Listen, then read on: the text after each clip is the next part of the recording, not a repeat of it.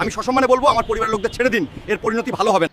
এবার আর বাঁচতে পারলেন না শুটার ফয়সালের বাবা মা। পুলিশের তদন্তে জানা গিয়েছে ছেলের এই ভয়ঙ্কর কিলিং মিশনের সাথে ছিলেন শুটার ফয়সালের বাবা মা। কোটি টাকার লোভে পড়ে নিজেকে অন্যায় থেকে বাঁচাতে পারেনি এই শুটার ফয়সালের বাবা মা। তারা মনে করছিলেন উসমান হাদিকে এই দুনিয়া থেকে শেষ করে দিয়ে আমরা বেঁচে যাব, কিন্তু তারা হয়তো জানে না সত্যটা বেশি দিন গোপন থাকে না। জেলে থেকে রিমান্ডে ডিম থেরাপি খেয়ে এখন বুঝতে পারছে তারা উসমান হাদির এই কিলিং মিশনে এবার বেরিয়ে এসেছে আসল সত্যটা, যা জানলে তোমরা নিশ্চয়ই অবাক হয়ে যাবা।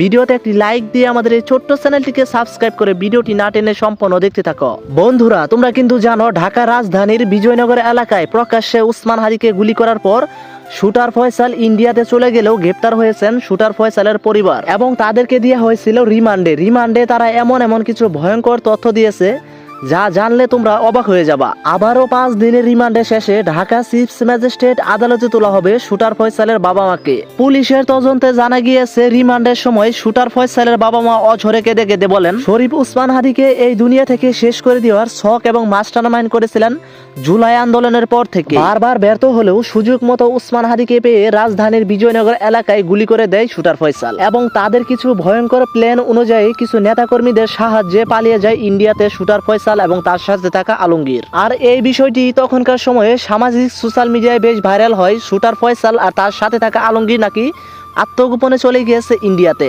কিন্তু এখন ঘটনাটি ঘটে যাচ্ছে অন্যরকম। উসমান হাদির প্রধান আসামি শুটার ফয়সাল নাকি এদেশে রয়েছে এবং গোয়েন্দা সূত্রে জানা গিয়েছে বিএনপি নেতা মির্জা আব্বাসের বাড়িতে নাকি রয়েছে এই শুটার ফয়সাল। এই শুটার ফয়সাল লোকেশন টেক করে তিনি নিজেই বলছিলেন আমি ইন্ডিয়াতে রয়েছি, আবার বলছিলেন আমি দুবাই রয়েছি। এখন আবার কিছু সূত্রে জানা যাচ্ছে এই শুটার ফয়সাল নাকি এই দেশে রয়েছে, তাও আবার মির্জা আব্বাসের বাড়িতে। শুটার ফয়সাল যে এদেশে লুকিয়ে ছিল এটা আসলে কতটুকু সত্য এখন পর্যন্ত জানা যায়। সোশ্যাল মিডিয়াতে একটা ভালোভাবে গুঞ্জন সৃষ্টি হয়েছে মির্জা আব্বাসের ঢাকার ব্যাংকে নাকি 127 কোটি টাকা লেনদেন করেছে এই শুটার ফয়সাল।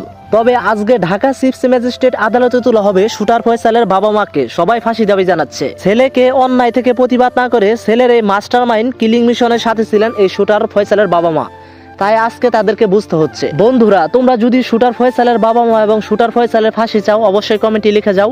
আপডেট ভিডিও পেতে আমাদের এই ছোট্ট চ্যানেলটিকে সাবস্ক্রাইব করে দিও ভাই। আমাদের এই ছোট্ট চ্যানেলটিকে সাবস্ক্রাইব করতে ভুলো না। ধন্যবাদ।